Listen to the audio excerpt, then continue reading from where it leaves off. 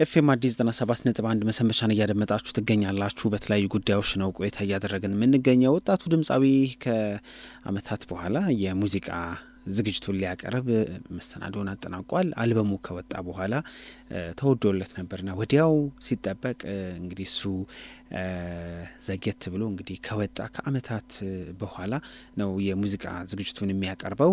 ለማንኛውም መሳይ ተፈራ ካሳ የልቤ አልበሙና የልቤ የሙዚቃ ዝግጅቱን መነሻ አድርገን ስለምን ዘግይተህ ከአመት በኋላ መጣህ በሚል እና ዝግጅቱን መነሻ አድርገን እናወራዋለን ማለት ነው። በመስመር ላይ ይገኛል። ሰላም መሳይ፣ እንደምን አለ? ሰላም ሰለሞን፣ እንዴት ነህ? እንዴት ናችሁ? ሰላም ነው ወይ? አለው ይመስገን። አንተ እንደምን አለ? አለው እግዚአብሔር ይመስገን፣ በጣም ደህና ነኝ።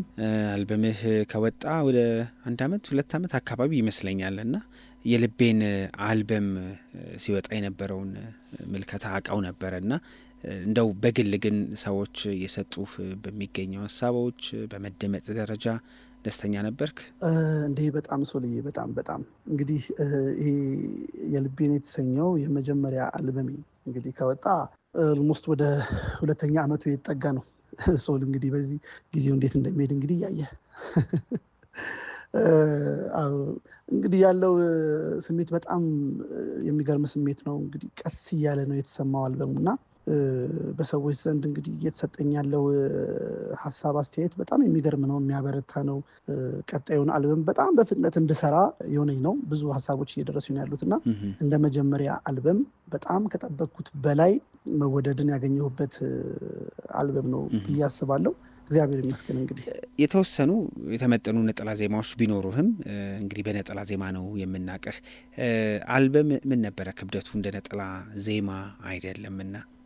ሶልዬ፣ አልበም እንግዲህ እንደ ነጠላ ዜማ አይደለም። በእርግጥ ያው ምንም የሚታወቅ ነገር ነው። በጣም ጊዜህን ይፈልጋል፣ በጣም ትኩረት ይፈልጋል። ከግጥም ከዜማ ዜማ እንዳይገናኝ በጣም የምትጠነቀቅበት ወቅት ነው የአልበም የምትሰራበት ወቅት ማለት ነው። ከዛ ደግሞ በጣም ብዙ ሰዎችን ታውቃለህ። በጣም ብዙ የተለየ ባህሪ ያላቸውን ሰዎች ሙያተኞች ነው የምታስተናግደው እና ብዙ ልምድ የምትወስድበት ወቅት ነው ብዬ አስባለሁ። የአልበም ስራ ድካሙም እንደዛው ነው፣ በጣም አድካሚ ነው። ከዛ በኋላ ደግሞ እንደዛ ለፍተህ ደግሞ እግዚአብሔር ይመስገን ጥሩ ሲሆን ደግሞ ያለው ስሜት ሌላ ነው፣ ከጠበቅከው በላይ ይሆናል እና ትንሽ አድካሚ ነው፣ ግን በጣም ብዙ ልምድ የምታገኝበት፣ ብዙ ትምህርት የምትወስድበት፣ ብዙ ሰው የምታውቅበት ነው እና እኔ በዛ መንገድ ውስጥ ነው ያለፍኩት። የልቤን የተወደዱ ስራዎች አሉበት እና በጣም ብዙ ሰው በተለያዩ አጋጣሚዎች ስትንቀሳቀስ ብዙ ሰው የወደደው ወይ ደግሞ ምላሽ ያገኘህባቸው ስራዎች የትኞቹ ናቸው መሳይ? እንግዲህ ሁሉም የራሱን ዘፈን ሰሌክት ያደርጋል። ይሄ ዘፈን ከኔ ጋር ይገናኛል የሚልህ አለ። በስማም ይሄ ታሪክ ምን አይነት ልብ የሚነካ ነው በጣም ብሎ ደግሞ ብዙ ደግሞ የጓደኛውን ታሪክ የሚነግረኛል እና ሁሉም የራሱን ሀሳብ ነው ፒክ ያደረገው ከአልበም ትራኮች ውስጥ ማለት ነው። እና በእርግጥ አልበም እንደዛ ሲሆን ተወደደ ብለህ ታስባለህ። ሰው አንዱ ዘፈን ብቻ ላይ ትኩረት ሲያደርግ ነው ትንሽ አልበም የደከመ እንዴ ብለህ ታስባለህ። ግን ሁሉም የራሱን ሀሳብ ይመርጣል። ግዴለሽ ምን ይመርጣል። ውረጅ ከናቴን ውረጅ ከናቴ ምናምን የሚልህ ደግሞ አለ። የሆነ ሰዓት ደግሞ ደህና ይቅጠምሽን የሚልህ አለ እና የራሱን ስሜት የሚገልጻለ። እንግዲህ ሁሉም እንደየሀሳቡ ነው። ሁሉም የራሱን ስሜት ስለያዘ የራሱን ሙዚቃ ይመርጣል። እንዳልኩት ይህ አልበም ከወጣ ወደ 1-2 አመት አካባቢ እንዳልከው እየተጠጋ ነው የሚገኘው እና የመወደዱን ያክል ከወጣ በኋላ ቶሎ አይደለም ወደ ሙዚቃ ኮንሰርት የመጣው። ዘግይተ ማአት ኮንሰርት ተደርጎ ነው የመጣው እና ለምን ዘገየ? አንዳንዴ እንግዲህ ሁኔታዎች አይመቻቹም እና አንዳንዴ ለአልበምህም ደግሞ ሰው እንዲያዳምጠው ጊዜ መስጠቱን በራሱ ልክ ነው ብዬ አስባለሁ።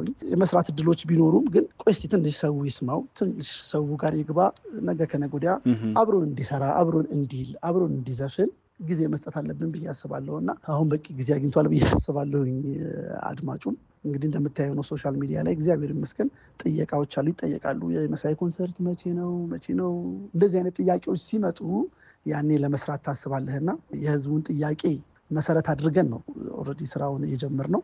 ይህንን ስራ እንግዲህ የምንሰራው ከቅዳሜ ሚዲያ ጋር ነው። ቅዳሜ ሚዲያ ነው ይህንን ስራ የያዘልኝ። ከዚህ በፊትም ብዙ ስራዎችን ሰርቷል። በደንብ ልምድ ያለው ኢቨንት ኦርጋናይዜሽን ነው ይባላል እና እንግዲህ አሁን ጊዜው ሆነና እግዚአብሔር ፈቀደና እንግዲህ ተዘጋጅተናል።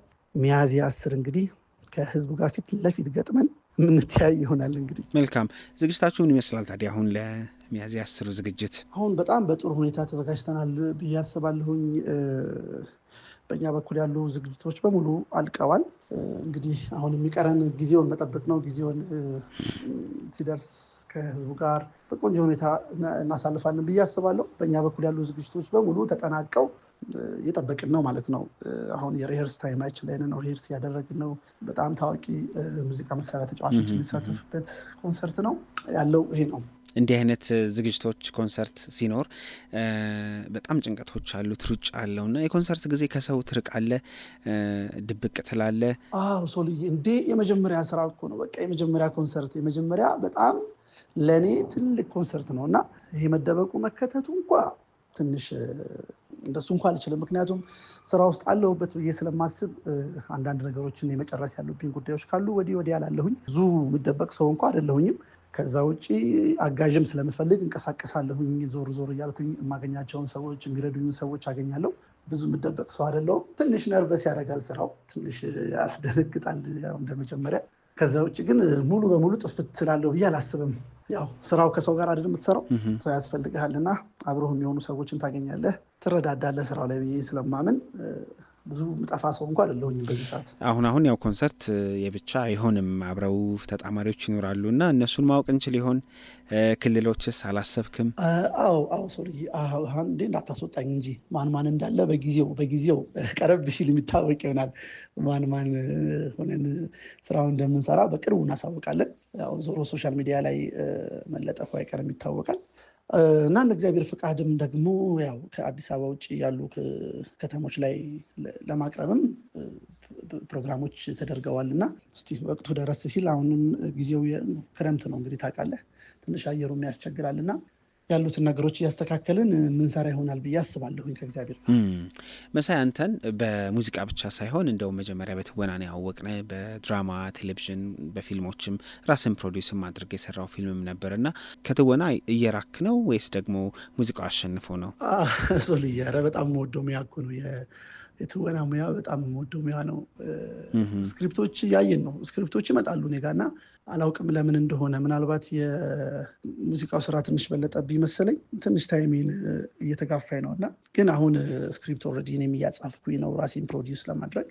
ያው ከዚህ በፊት ታውቃለህ ፊልሞች ፕሮዲውስ እናደረግኩኝ እና እሱ ስሜት አሁን ያስፈልጋል እና አሁን ፊልም ፕሮዲስም ለመተወንም ፕሮዲስ ለማድረግም ለመተወንም ዝግጅት ላይ ነኝ። ከኮንሰርታችን በኋላ ቆንጆ እናደርገዋለን ብዬ አስባለሁ። ተውናለሁ፣ እመጣለሁ፣ አልጠፋም። እሱ እንግዲህ አልበም 2 ዓመት አካባቢ ሆኖታል። ስለዚህ ሌላ አልበም እየሰራህም ነበር ብዬ አስባለሁ። ተጀምሯል? አዎ ሶልዬ፣ በደንብ እንጂ በደንብ። መቼስ ይህን አልበም አወጣው ብዬ ቁጭ አልልም። ወዲያው ነው ወደ ቀጣዩ ፕሮጀክት የገባ ነው።